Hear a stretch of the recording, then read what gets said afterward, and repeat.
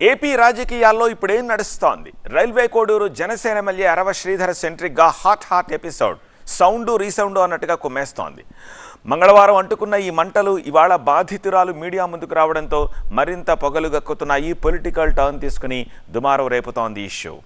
నిన్నటికి నిన్న జనసేన ఎమ్మెల్యేపై ఆరోపణలు గుప్పిస్తూ సెల్ఫీ వీడియోతో పాటు న్యూడ్ చాట్ వీడియోలను రిలీజ్ చేసి సంచలనం రేపిన బాధితురాలు ఇవాళ నేరుగా ప్రెస్ మీట్ పెట్టేయడంతో ఏపీ రాజకీయాలు షేక్ అవుతున్నాయి. ఇప్పటికే ఈ విషయంలో తీవ్రంగా స్పందించిన ఎమ్మెల్యే వర్గం ఇదంతా కుట్ర అంటూ కొట్టిపారేస్తోంది. ఈ అంశమై అటు నుంచి 4 మాటలు, ఇటు నుంచి 4 మాటలు, సౌండ్ రీసౌండ్ మాదిరి ఆల్రెడీ పేలుతూనే ఉన్నాయి. అధికార పార్టీ ఎమ్మెల్యే కావడంతో వ్యవహారం ఆటోమేటిక్ గా పొలిటికల్ టర్న్ తీసుకుంది. జనసేనను ఓ రేంజ్ లో టార్గెట్ చేస్తోంది వైసీపీ. ప్రస్తుతం ఈ వ్యవహారంలో కొన్ని కీలక అంశాలు చర్చనీయాంశంగా మారాయి. ప్రధానంగా తెర మీదకు వస్తున్న కథా వస్తువులు హాట్ టాపిక్ అవుతున్నాయి.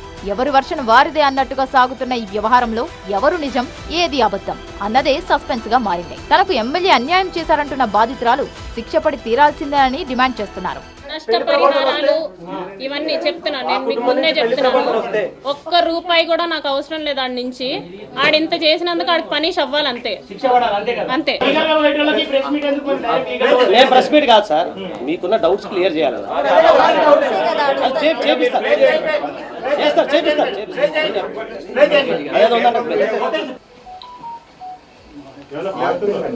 ఉండండి, అతనేం మాట్లాడట్లా, అతనేం చెప్పట్లేదు అక్కడ. అయితే అదంతా పచ్చి అబద్ధం అంటోంది ఎమ్మెల్యే వర్గం. ఆవిడే తనను 6 నెలలుగా టార్చర్ పెడుతోందంటూ వీడియో రిలీజ్ చేసిన ఎమ్మెల్యే శ్రీధర్ డ్యామేజ్ కంట్రోల్ కోసం ప్రయత్నం చేశారు. ఏదైతే నా మీద తప్పుడు ప్రచారం, అదేవిధంగా తప్పుడు ఫేక్ డీప్ వీడియోలు ప్రచారం చేస్తున్నారో దానికి నేను సూటిగా వాళ్ళని క్వశ్చన్ అడుగుతున్నాను.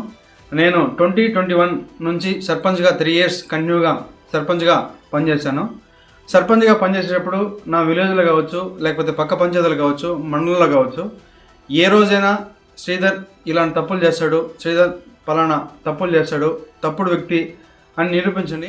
దీంతో ఈ విషయంలో ఎవరు నిజం చెబుతున్నారు, ఎవరు అబద్ధం చెబుతున్నారు అనేది పక్కన పెడితే వ్యవహారం కాస్త పొలిటికల్ టర్న్ తీసుకుంది. ఈ విషయంపై తీవ్రంగా స్పందించిన వైసీపీ అధినేత జగన్మోహన్ రెడ్డి కూటమి సర్కార్పై దుమ్మెత్తిపోశారు. కోడూరు ఎమ్మెల్యే అరవ శ్రీధర్ అదే మనిషేనా, అసలు ఇది ఎమ్మెల్యేనా అని అనిపిస్తుంది నాకు.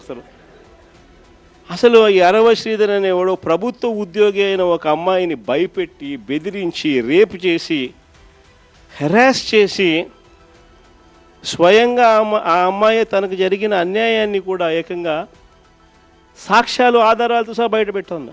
వేధింపులని ఒకరంటుంటే బ్లాక్మెయిల్ అంటూ మరొకరు వాదిస్తున్న పరిస్థితి ఇది. ఎవరి వర్షన్ వారిదే అన్నట్టుగా సాగుతున్న ఈ వ్యవహారంలో రాజకీయ కుట్ర దాగుంది అన్నది జనసేన ఆరోపణ. తమ ఎమ్మెల్యేని టార్గెట్ చేసి కావాలని ఇరికించారని చెబుతోంది. అంతేకాదు, ఈ విషయంలో నిజానిజాలు నిగ్గు తేల్చేందుకు విచారణ కమిటీని వేసింది. అటు మిత్రపక్షం టీడీపీ సైతం ఈ విషయంలో ఆచితూచి స్పందిస్తోంది. ఒక విషయం మన దగ్గరకు వస్తే దానికి నిజ నిర్ధారణ కమిటీ ఉంటుంది. అది ఎవరు నిజమో ఎవరిది అబద్ధమో తేల్చుకోవాలి. ఎందుకంటే వీణా అనే అమ్మాయి పేరు మీద కూడా 2 పోలీస్ కేసులు నేను కూడా చెప్తున్నారు.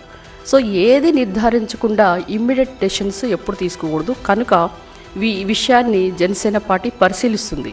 ఎన్నో కోణాలు, ఎన్నో ఆరోపణలు, ఆడియోలు, వీడియోల రూపంలో వెలుగు చూస్తున్న సంచలనాలు, తెలియాల్సి ఉన్న అసలు నిజాలు, ఇలా ఇప్పుడు ఈ ఎపిసోడ్లో గుట్టు బయటకు రాని ఎన్నో అంశాలు ఇమిడి ఉన్నాయి. అవి నిగ్గు తేలితే తప్ప అసలు కథ ఏమిటి అనేది తెలియదు. అది ఎప్పుడు తెలుస్తుందో, ఈ కహాని ఎలా ముగుస్తుందో చూడాలి మరి.